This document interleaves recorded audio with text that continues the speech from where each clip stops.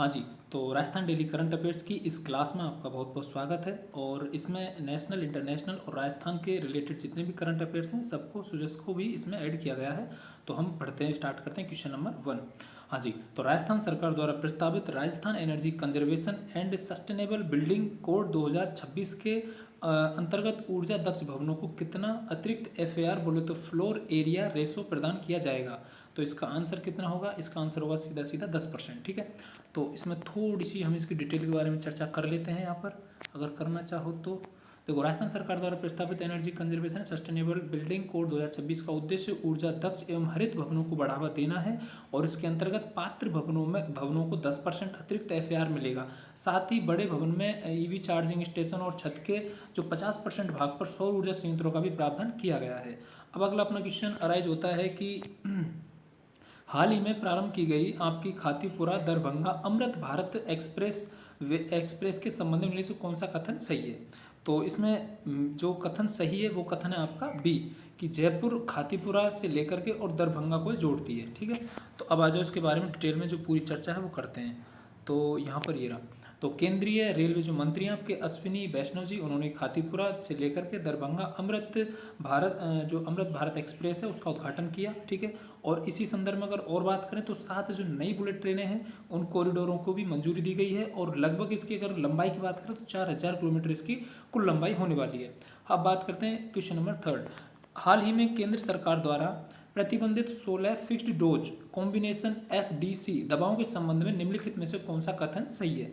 तो इसमें कथन एक यही सही है, बी ऑप्शन की तकनीकी जो सलाहकार है बोर्ड उसकी जांच में इन जो संयोजन हैं इनका वैज्ञानिक आधार सही नहीं पाया गया, मतलब उनके हिसाब से। तो यहाँ पे लिख रखा है, देखो ये रहा, तो तकनीकी सलाहकार बोर्ड जांच में इन संयोजनों का आधार नहीं पाया गया। तो ये आपको देख लेना एक बार। वैसे हाँ, ये इंपॉर्टेंट क्वेश्चन आ गया अगला। ठीक है, अभी पढ़ते हैं अपन।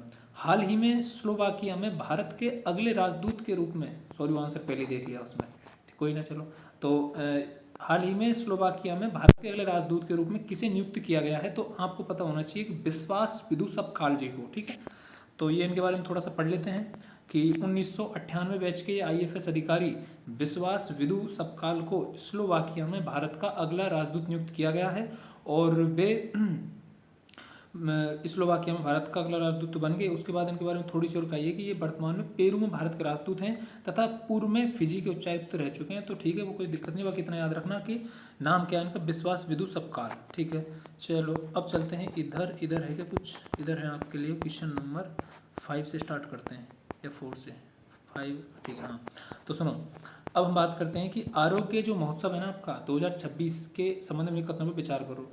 तो इसका हुआ कब है? क्या 21 से 22 से 23 जून को हुआ? कब हुआ है? तो इसका आंसर आएगा आपका ऑप्शन नंबर बी, ये 20 से 21 जून को हुआ था और आपके बीएम बिरला मंदिर आपका जो जयपुर में है उसमें हुआ था, ऑडिटोरियम में। ठीक है, तो ये आपके ये रहा, थोड़ी सी विस्तृत व्याख्या कर देते हैं इसकी यहाँ पर कि इंटरनेशनल ठीक है, आरोग्य बोलो उसको, आरोग्य महोत्सव 2026 का जो आयोजन है 20-21 जून को 2026 को बीएम बिरला ऑडिटोरियम जयपुर में किया गया और यह आयोजन अंतर्राष्ट्रीय योग दिवस के अवसर पर हुआ।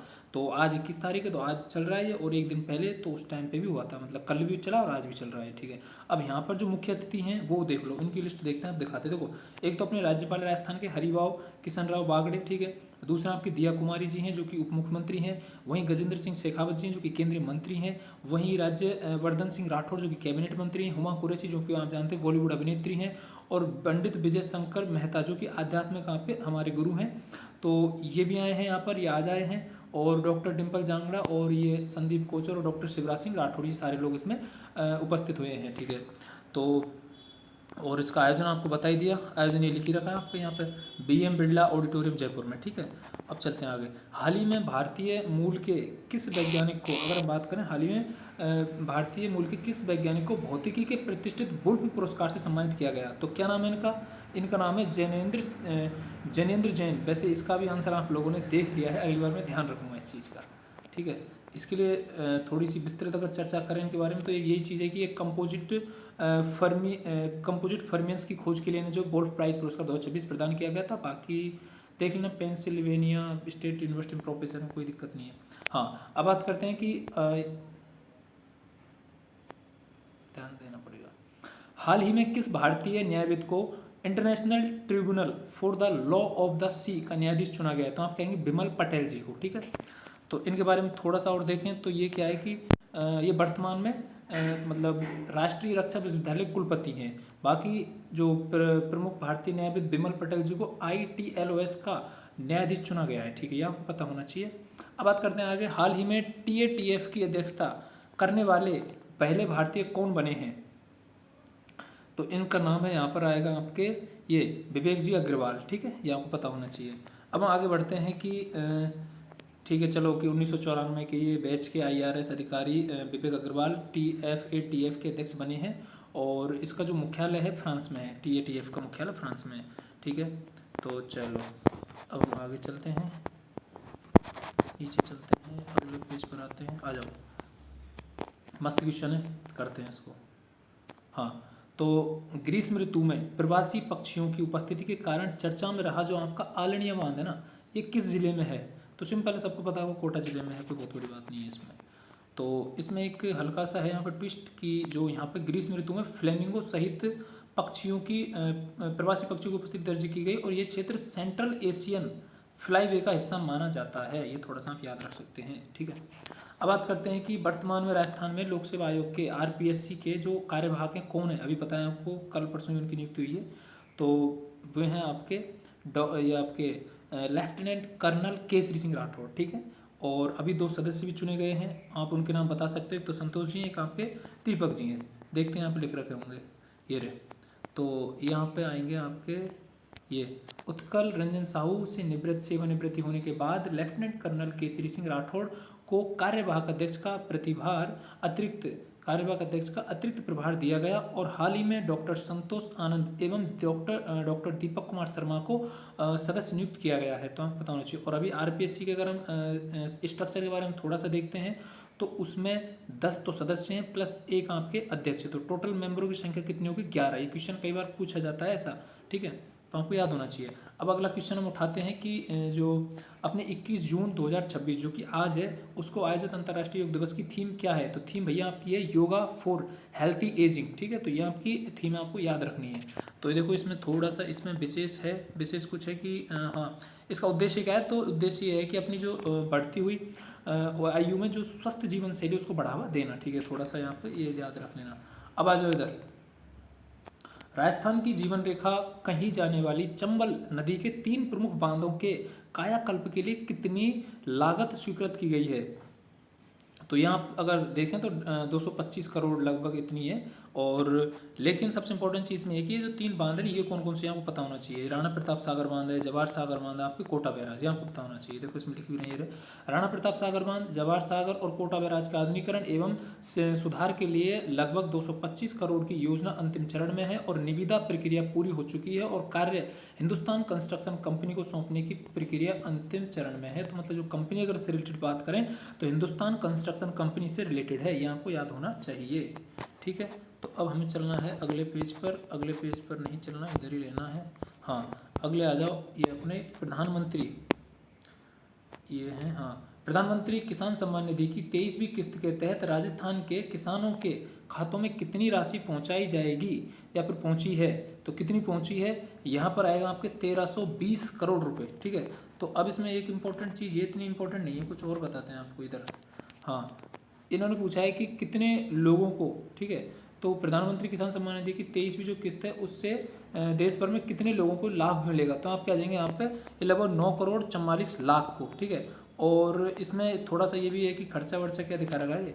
प्रधानमंत्री किसान सम्मान निधि की 23वीं किस्त से देश भर के लगभग 9 करोड़ 44 लाख किसानों को लाभ मिला है और 18,880 करोड़ से अधिक राशि हस्तांतरित की गई। मुझे नहीं लगता याद हो पाएगी, करो तो कर लेना, बाकी थोड़ा सा याद रखने की कोशिश करो, राउंड फिगर में कभी पूछ लिया जाए गलती से।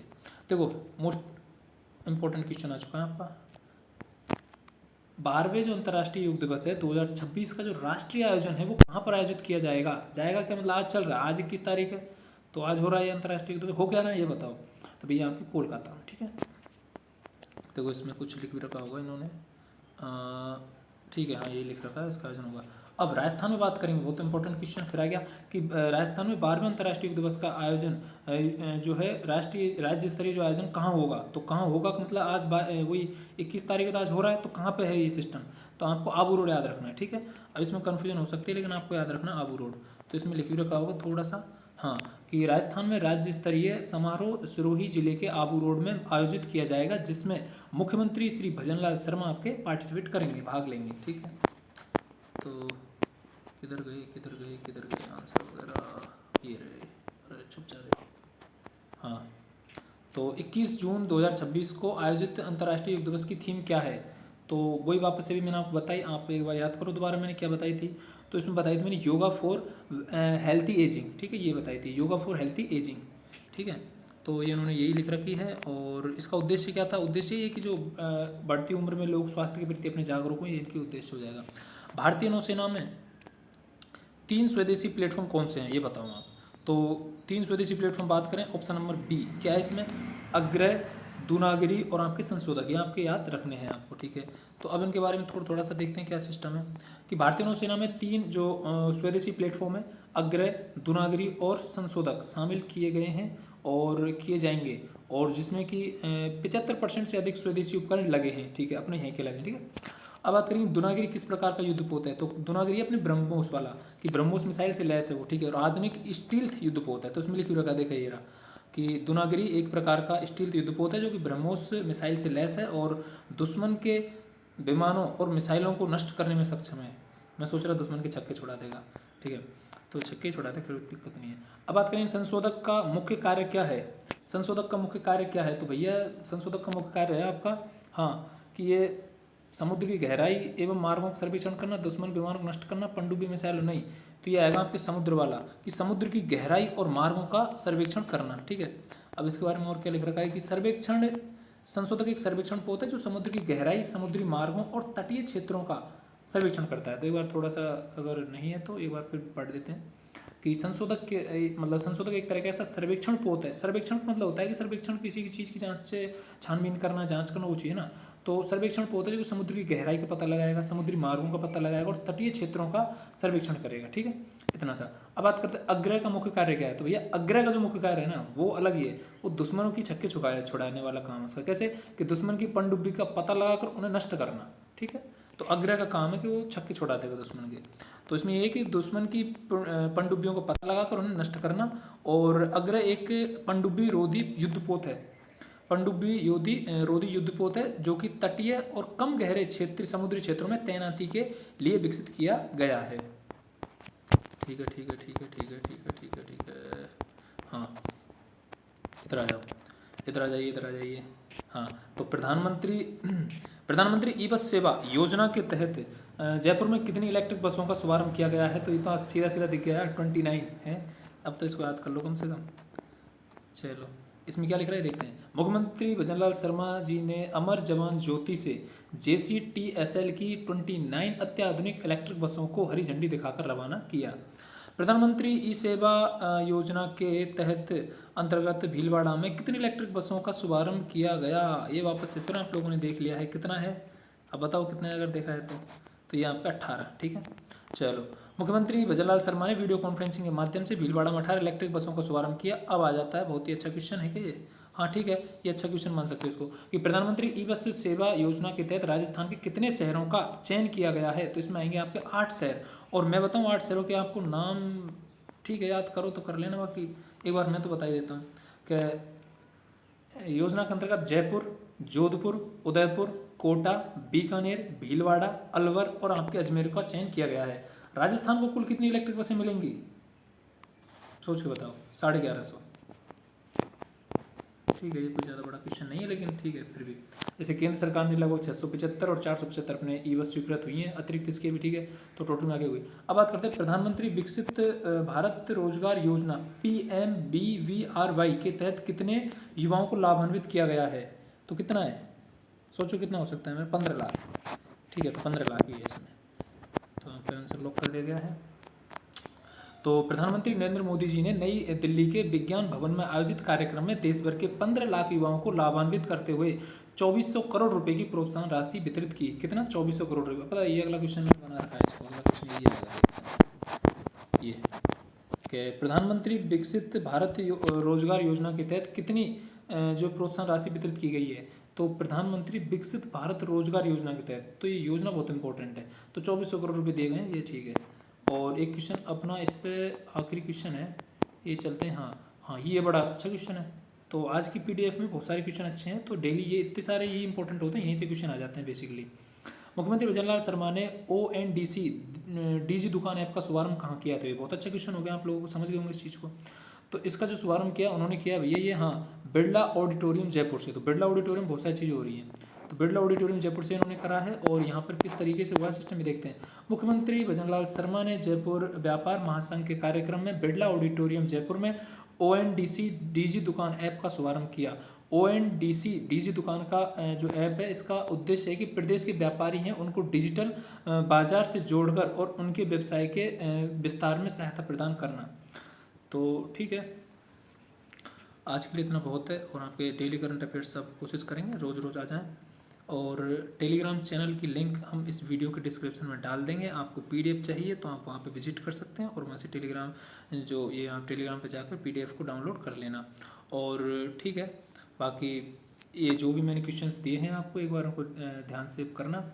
मजाक तो मैं थोड़ा सा इसलिए करता हूँ आप ताकि थोड़ा से बोर ना हो, और क्योंकि पढ़ाई को बोर तरीके से करते हैं, याद कम रहती है, मजाक से करते हैं थोड़ा सही से इंटरेस्ट बना रहता है उस हिसाब से, तो इसलिए मैं थोड़ा सा मजाक वगैरह कर रहा था। बाकी नॉर्मली आप बिल्कुल आराम होके ही, आराम से एकदम संतुष्टि के साथ ही चीज़ों को पढ़ा करो, चीज़ें बहुत लंबे समय तक याद रहती हैं। और ठीक है, चलो तो मिलते हैं अब नेक्स्ट वीडियो में।